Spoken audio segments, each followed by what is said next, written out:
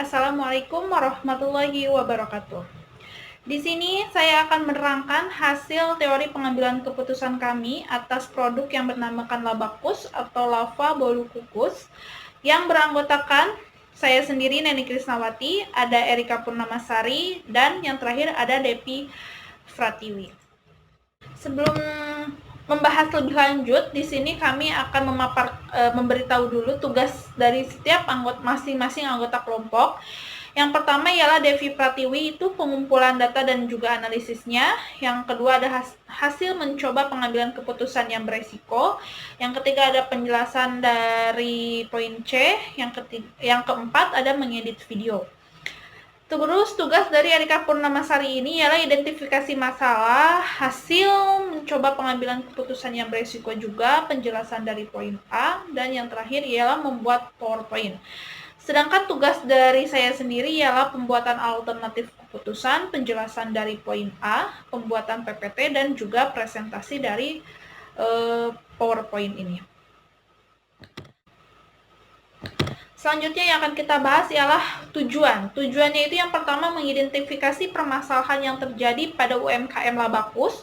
Yang kedua ialah membuat alternatif keputusan dari sebuah permasalahan yang terjadi. Yang ketiga ialah melakukan analisis pengambilan keputusan dalam kondisi yang beresiko. Selanjutnya ialah poin selanjutnya ialah identifikasi masalah. Yang pertama dia dari segi pemasaran.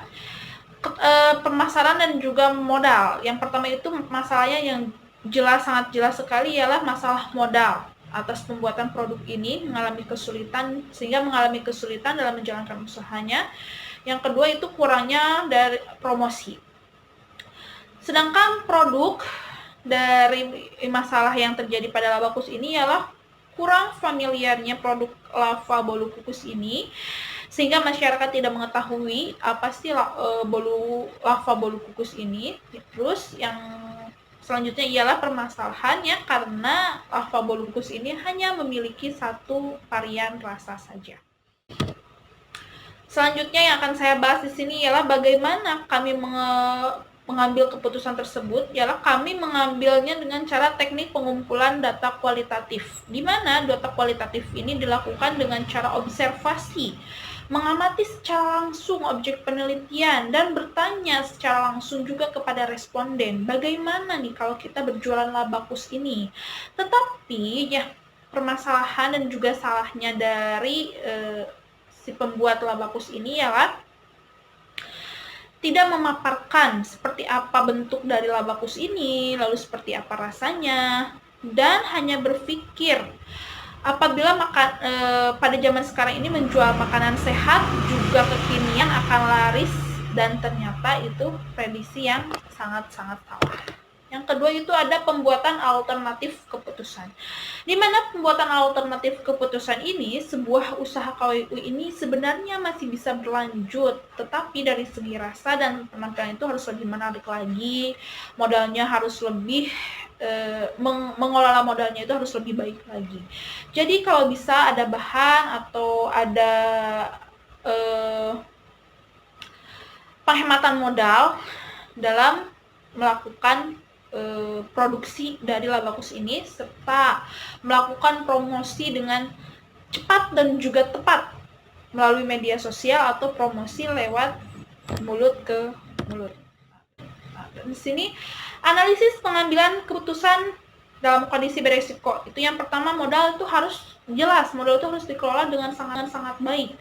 Yang kedua itu dilakukan promosi agar masyarakat tahu apa sih produk Labakus ini, baik itu promosinya dari media sosial atau dari mulut ke mulut.